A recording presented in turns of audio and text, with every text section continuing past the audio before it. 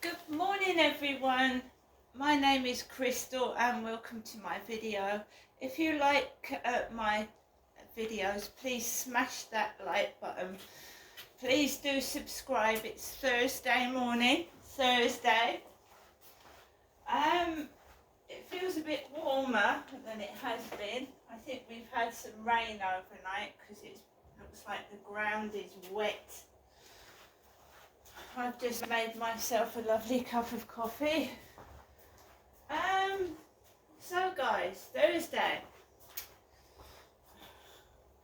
Good morning. Alexa, good morning. Good morning. Toast lovers rejoice, it's National Toast Day. Head to the kitchen immediately and prepare yourself a celebratory slice. Do you know I was going to have breakfast this morning, guys? Jam on toast. I was just about to cook myself a piece of jam on toast for breakfast. I really was. And Alexa has just reminded me.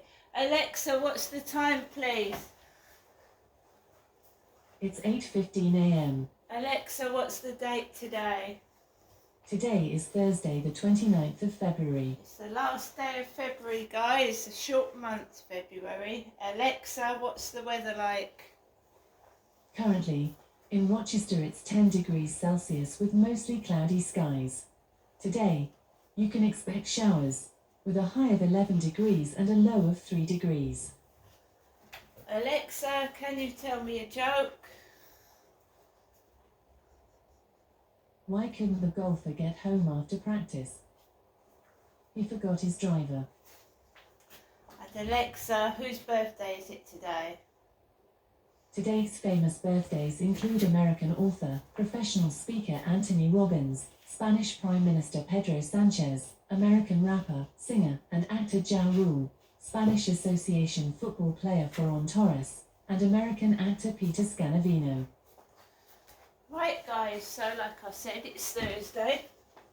I have something to do today, so we'll see what happens today, because the other night I was walking behind the flats and someone was going, they was making an arrangement to meet their date on a Thursday, right behind my back. Today I am indoors and I'm not going like really anywhere, but I've got something to do today, so I'm not going up to see my mum. I told you it's going to get hard and it's going to get difficult because I am an adult, right? I mean, I stand on my own 2 feet anyway, right? Various people have said your mum should, like leave you alone now, you're an adult, Someone got infuriated. Why doesn't your mother leave you alone? I mean, it's fair enough going out to people and saying, she used to tell all the taxi drivers my business, and it's embarrassing. You go outside, oh, this is Ginestra, oh, she even used to tell them my age, right? And that's so embarrassing to a stranger to tell them my business and my age. She's been doing it since I came down in 2008.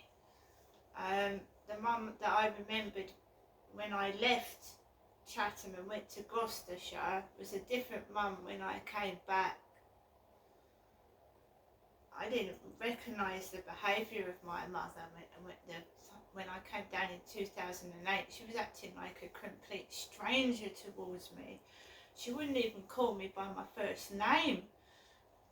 She would say to my dad, she.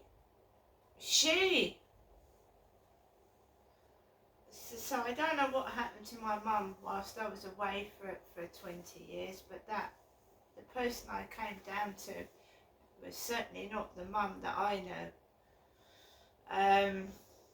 This mum was greedy, this mum was selfish, had a very, very sharp, short temper, and that wasn't the mother that I knew.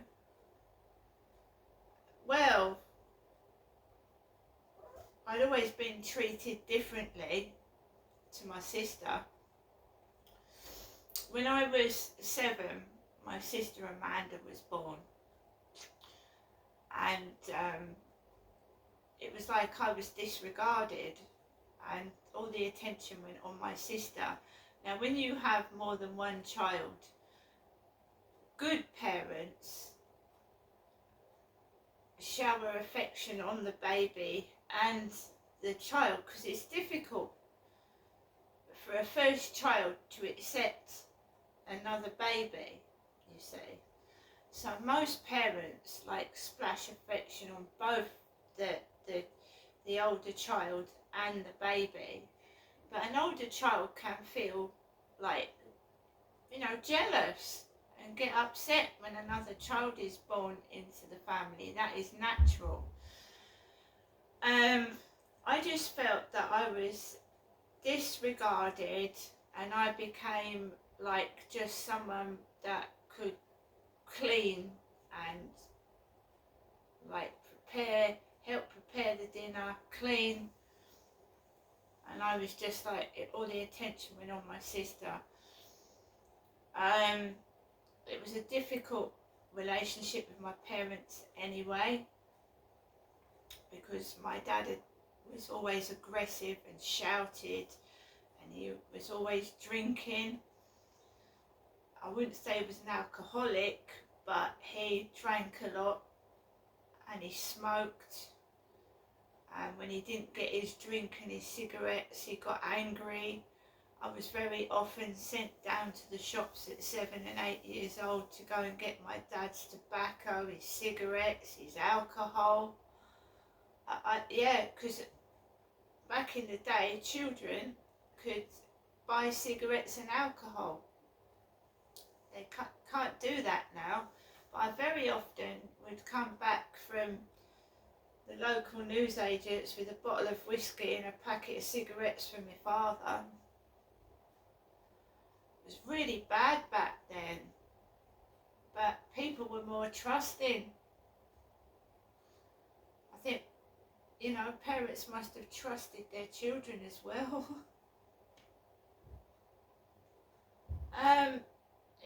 It was difficult, and I think I became forgotten about, and all the attention went on my sister, and they tended to buy everything for my sister. So I can remember some birthdays that I actually went at without birthday presents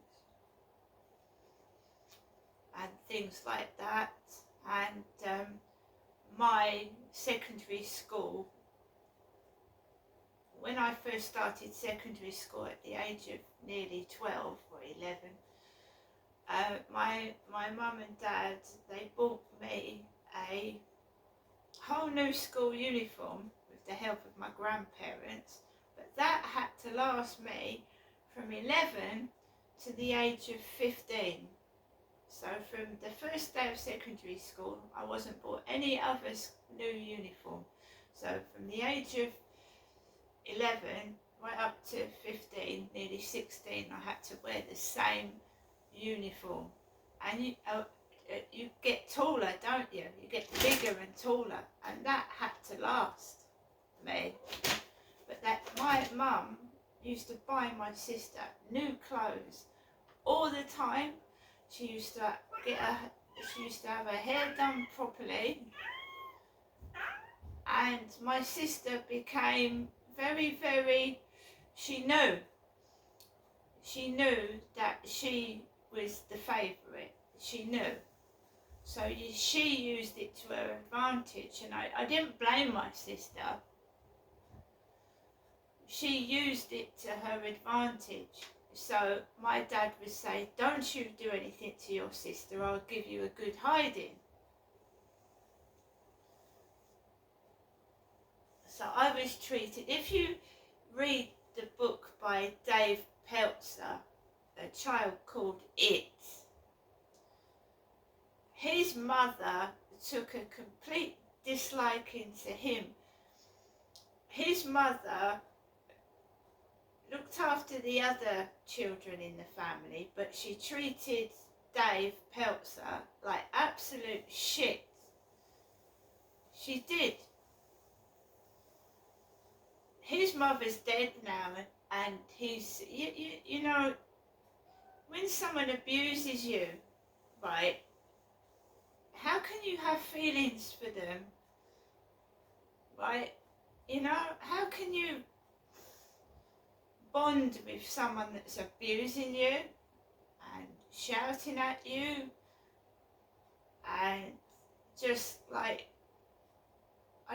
you know what I mean? It's difficult, isn't it? So my parents favoured my sister, and my dad abused me on and off almost every day from the age of 10 until I left home at 18, because I was told I couldn't leave home till I was 18. I tried to leave home at 16, but I had to make sure I was 18. But I was abused from the age of 10 right up till 18. I was abused and mistreated and treated like shit, like a servant, like a slave, like fucking proverbial dirt.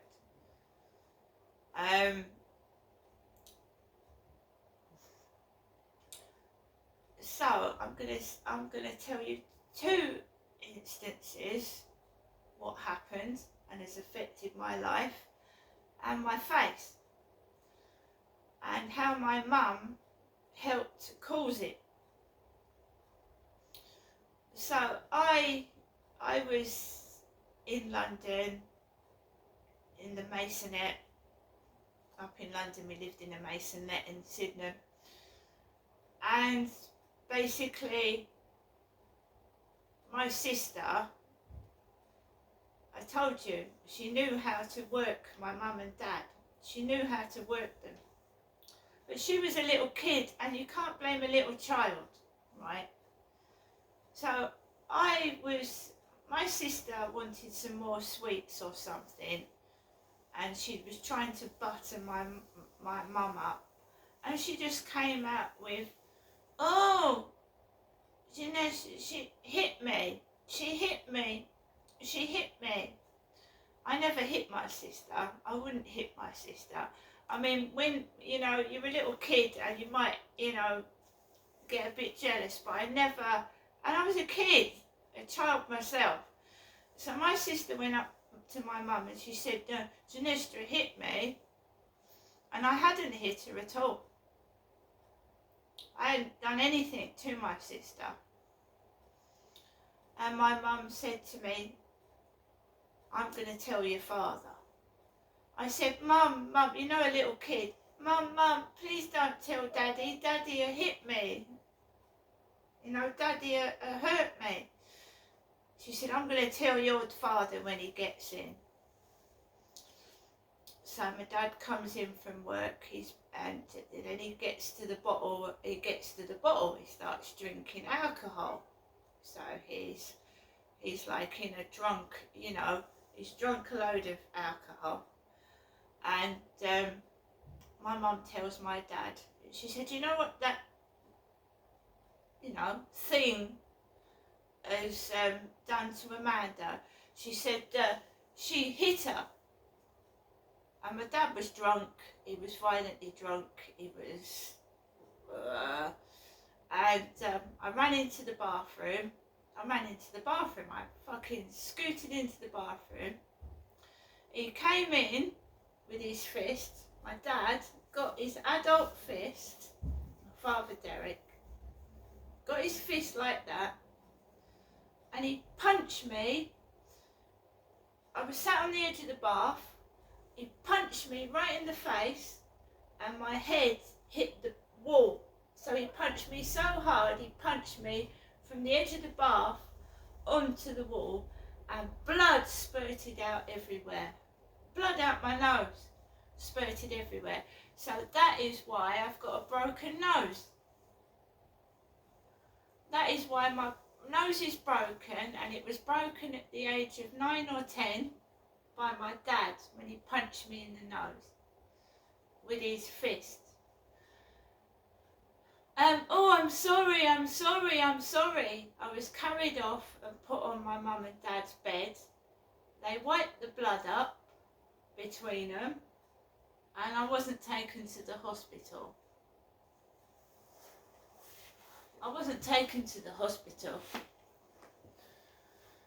So my face and head have been damaged since I was a kid.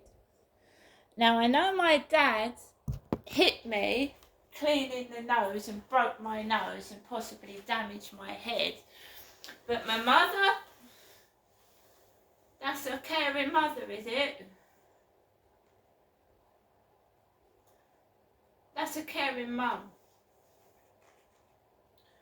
Knowing my dad hit her, hit my brother, she told my dad I hit my sister, and he punched me clean in the face.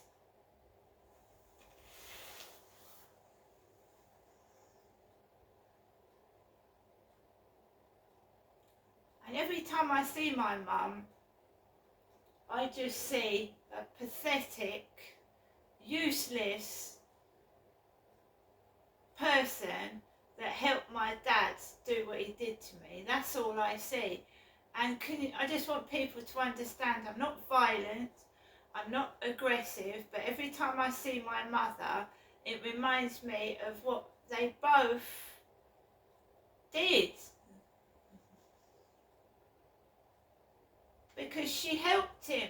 Why didn't I get hospital treatment?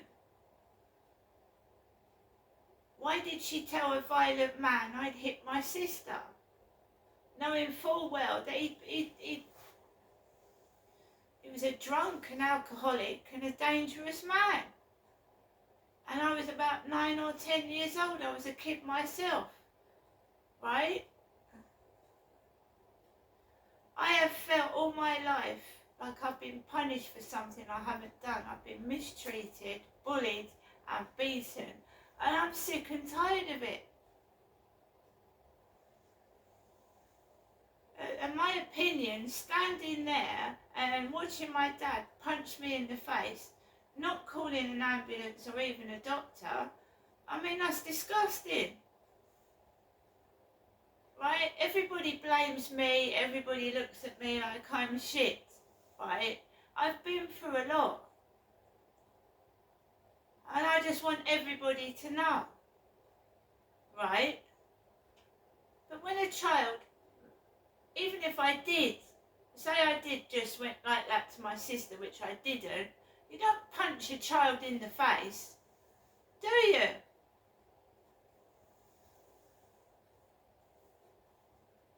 Not at the age of 9 and 10 you don't. My dad always used to blame me. Oh, it's all your fault, everything's your fault, you know. It's all your fault. I carried that on my shoulders since I was 7, you know. Everything's my fault, my fault. It's not my fault. It's the social services fault, it's the police's fault, it's this country's fault. It fucking ain't my fault. Just wanted everybody to know that. Everything is not my fault. Because that's what I've been made to believe all my life. And all the criminals, the abusers, blaming me and blaming it on me when they've done it. You know, I've had enough.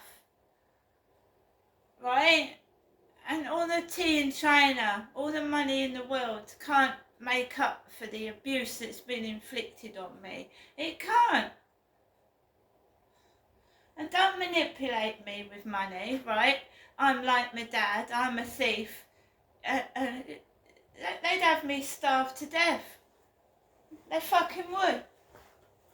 The things that they've done.